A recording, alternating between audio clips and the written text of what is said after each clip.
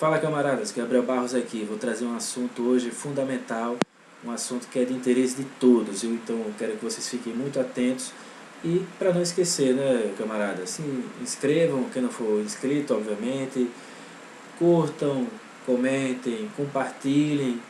Se você gosta do conteúdo, então compartilha aí com alguém que você conhece, com alguém que possa se interessar, porque, por exemplo, hoje eu vou trazer um assunto aqui que é do interesse de todos, tá certo? Que é o lucro. Para onde vai a origem e o destino dos lucros da Petrobras na gestão de Bolsonaro? É isso que eu vou tratar hoje, certo? Faço isso com base em uma matéria da FUP, né, que é da Federação Única dos Petroleiros, então é do pessoal que realmente trabalha, são dos trabalhadores que lá estão na empresa, na Petrobras, e que, portanto, conhecem as nuances da empresa e todas essas relações aqui perpassam a empresa, tá certo? Então, eu conto com o apoio de vocês, viu, camaradas? Porque, assim, é muito difícil estar trazendo sempre o conteúdo aqui para vocês. Eu quero estar cada vez mais trazendo conteúdo com mais qualidade. A qualidade eu falo até técnica em relação à imagem, microfone. Então, eu conto com a colaboração de vocês para compartilhar, curtir.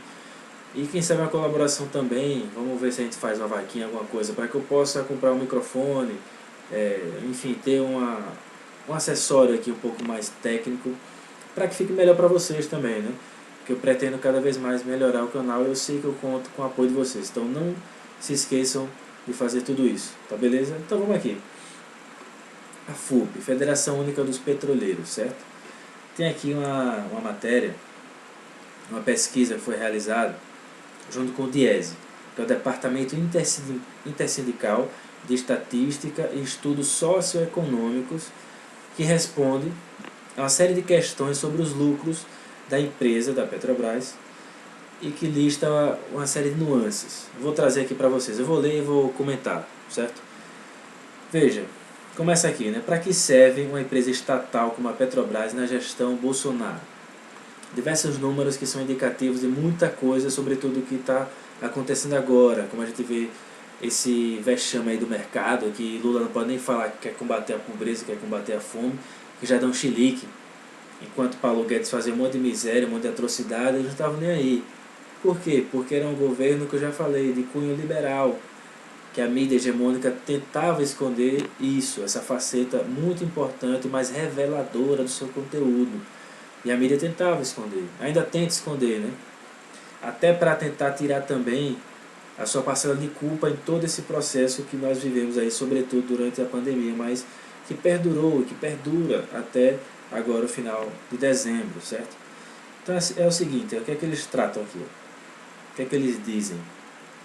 Nos 3 anos e meio de Bolsonaro, a Petrobras gerou 252,8 bilhões em lucro líquido e pagou 258,7 bilhões em dividendos aos seus acionistas. Então veja, paga-se mais aos acionistas do que o lucro que foi propriamente gerado, o lucro líquido, certo? Então a empresa ela pagou 102,3% de lucro, do lucro em dividendos, usando parte das reservas de lucro que tem acumulado, sobretudo em períodos anteriores. Vou falar aqui da descoberta do pré-sal, tudo na gestão do PT, tá beleza? E 43% foram para acionistas de fora do Brasil e outros 36,8% para a União, o governo federal, que faz parte também, é também acionista da empresa, tem seu valor também, tem, ou seja, a sua parcela aí nesse lucro, certo? E do BNDES. Então o que acontece? De 2003 a 2013, a empresa sempre apresentou lucro e pagou dividendos, certo?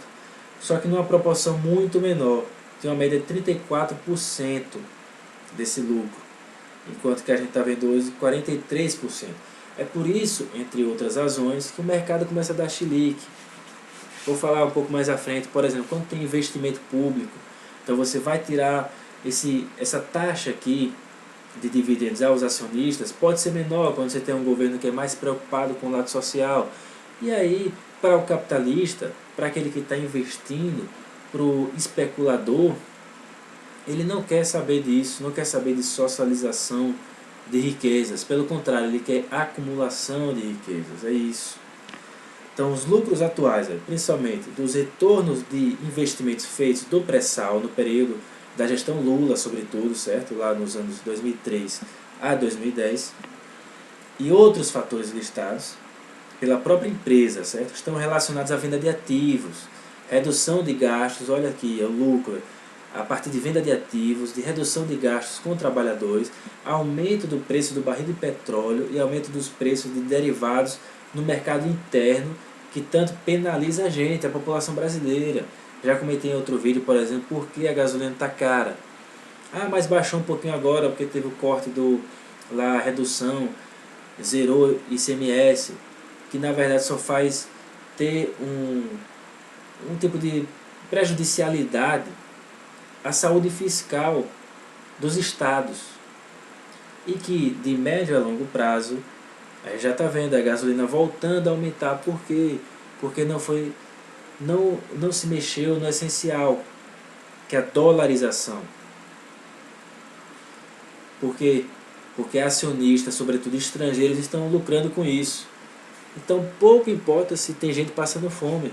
Para esses acionistas estrangeiros e também os daqui, pouco importa, eles não estão ligando. Isso a custo também de quê? Dos trabalhadores, dos petroleiros. Por isso a importância aqui do Diese para fazer esse tipo de pesquisa, da organização desses trabalhadores também, para divulgar essa pesquisa e lutar pelos seus direitos, é isso. Deixa eu ver aqui algumas questões, são várias nuances, pessoal. A Petrobras de hoje é resultado das estratégias adotadas recentemente pela gestão da empresa, mas também reflexo de investimentos realizados no passado. Os resultados positivos de hoje são reflexo dos investimentos realizados no passado. Além disso, a produção de petróleo e gás natural não cresceu com o governo Bolsonaro, e o aumento da dependência, cerca de 70% da produção total, em relação aos campos do pré-sal, descobertos pelos investimentos do governo do PT, tem sido a salvação da Petrobras. Está aqui. Lucros da Petrobras de Bolsonaro, vamos aqui, acumula entre 2019 e 2022 um total de 252,8 bilhões em lucro líquido, e ao mesmo tempo pagou 258 bilhões em dividendos aos seus acionistas, representando 102,3% de lucro. Quem fica com esses recursos? Vamos aqui. Para onde vão? A distribuição. Está tudo aqui. Pessoal, inclusive, se alguém souber, estou tentando aqui mexer no OBS, né? Para fazer um vídeo, até naquele análise lá do tipo de React mesmo, né? Onde eu fico lá no quadradinho. Que aí eu poderia mostrar aqui para vocês esses... Porque tem gráficos, ficaria mais dinâmico, né? Eu vou tentar em próximos vídeos, para deixar realmente mais dinâmico, eu vou tentar trazer dessa forma. Então, para onde vão os bilionários dividendos pagos pela Petrobras e Bolsonaro? 2019 a junho de 2022, certo? 43% para acionistas estrangeiros, ou seja, vai para fora do Brasil. Então esses 43% representam 111,2 bilhões. 36,8% para acionista controlador, que é a União e o BNDES, ou seja, o Estado, que tem 95,2 bilhões, e 20,2% para acionistas brasileiros, que representam um total de 52,2 bilhões. Então veja como a maioria desse lucro vai para onde? Para setores privados, para interesses do capital, para interesses capitalistas. Veja como é. E de onde vem esse lucro? Como a Petrobras de Bolsonaro, com a gestão de Bolsonaro, conseguiu chegar a esses valores? E custa de quê? Vamos aqui. Tem um gráfico aqui. Olha, de maneira geral, os investimentos realizados foram fundamentais nos governos anteriores, foram fundamentais para os resultados positivos em relação ao lucro. Certo? Então, segundo a própria empresa, a Petrobras, estão relacionados ainda à venda de ativos, redução de gastos com trabalhadores, aumento do preço do barril de petróleo, aumento dos preços de derivados no mercado interno. Então, é basicamente isso, é assim, né? Resumindo, você prejudica ao máximo, explora ao máximo o trabalhador interno, né? Obviamente aqui do Brasil, distribui seus dividendos, o lucro, a grosso modo e em sua maioria para acionistas, sendo que é dividido para acionistas estrangeiros e nacionais. e uma pequena parte vai para o Estado, certo? Ou seja, para a União, que é o ente público, e o BNDES, que representam o Estado brasileiro. Então, percebem porque, por exemplo, quando a gente fala do PPI, a Política de Paridade Internacional lá de preços, que mexe exatamente no preço do combustível, da gasolina, do diesel, porque ele é equiparado, ele é dolarizado. Então, o seu preço ele fica respaldado àquilo que o mercado externo diz que é. Ou seja, quando você reduz ou quando você corta o ICMS, de médio a longo prazo, só vai trazer um caos fiscal para os estados que foram afetados, ao mesmo tempo em que não vai diminuir o preço da gasolina. A gente já está vendo o aumento e vai aumentar, vai voltar a ficar estourando. Por quê?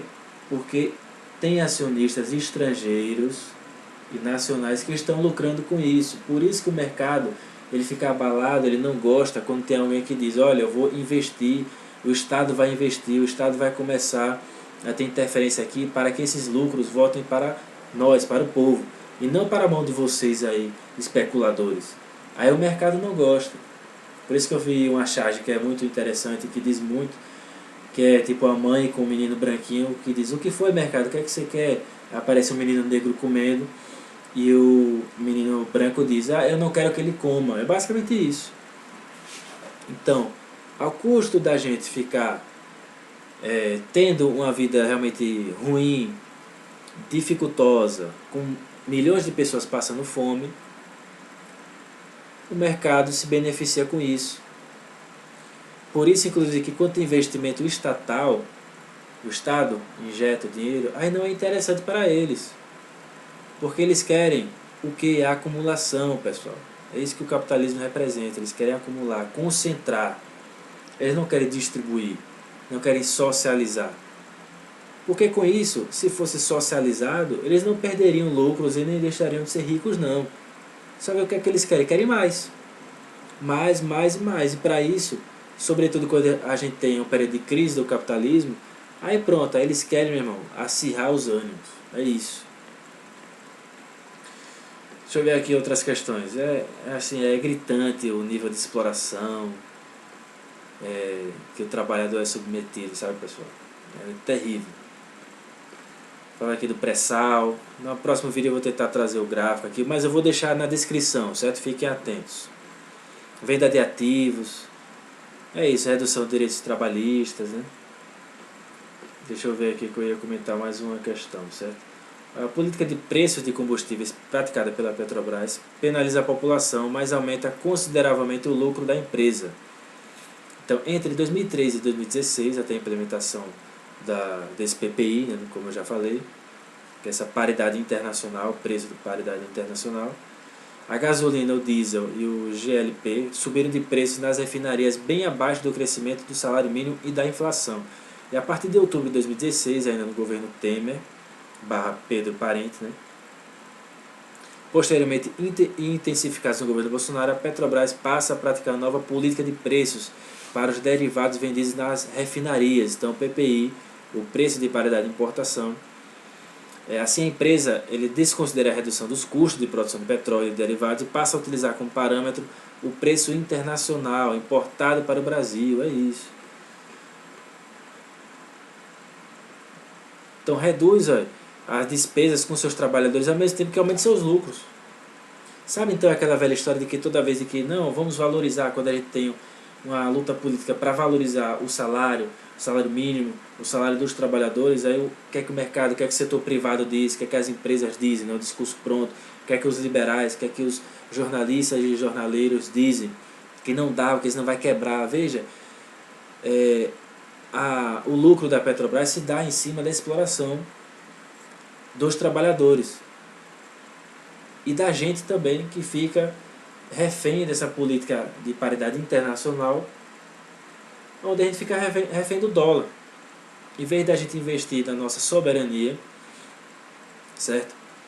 Tem uma forma de investimento nacional, onde o Estado, não o Estado por si só, mas através das nossas próprias riquezas, pudesse distribuir isso para a gente. Mas está cada vez mais sendo aberto isso aí. Aberto, aberto. Começa lá com o FHC, a gente tem que lembrar disso, né, em 97, que cria uma lei que tira o monopólio das estatais, certo? Então começa essa abertura e por aí vai. Então é isso. É basicamente isso, pessoal. Eu vou deixar na descrição aqui essa matéria, que é de suma importância, suma importância. A luta política não pode parar, viu, camaradas? Então vamos para a luta, cobrar, porque não é fácil. E para a valorização de nós que somos trabalhadores, é preciso mobilização. Não dá para defender, não dá para depender de instituições, certo? Então agradeço muito. Lembrem de se inscrever, curtir, comentar, compartilhar, beleza? Espero que vocês tenham gostado e até a próxima, viu, camaradas? Show de bola, valeu!